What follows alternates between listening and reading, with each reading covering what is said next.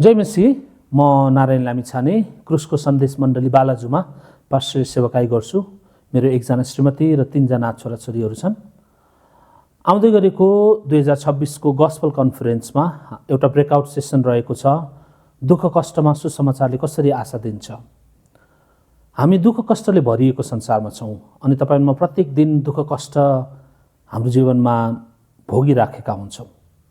अनि बाइबलले चाहिँ दुःख कष्टको विषयमा के बताउँछ भन्ने विषयमा भिन्न शिक्षा, भिन्न बुझाइहरू देख्न सक्छौँ। कतिजनाले सिकाउने गर्नुहुन्छ तपाईले विश्वास गर्नुहोस्, परमेश्वरमा भरोसा राख्नुहोस् र प्रभुले कहिले पनि तपाईको जीवनमा दुःख कष्ट आउन दिनुहुन्न। अरू कतिजनाले भन्ने गर्नुहुन्छ तपाईले सबै नियमहरू ठिक किसिमले पालन गर्नुहोस् अनि त्यसपछि मात्र तपाईको जीवनमा दुःख कष्ट आउँदैन।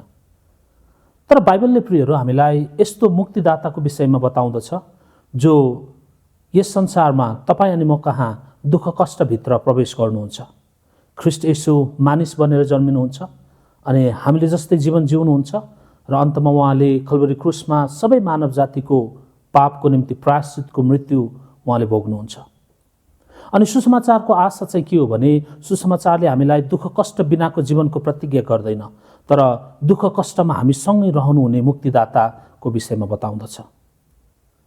म तपाईहरु सबैजनालाई 2026 को गस्पल कन्फरेन्समा आमन्त्रण गर्न चाहन्छु, जहाँ हामी सुसमाचार केन्द्रित भइकन यी विषयमा र अरू धेरै विषयमा सिक्न गइराखेका छौँ। तपाईहरु सबैजनालाई निमन्त्रणा छ। जय मसीह।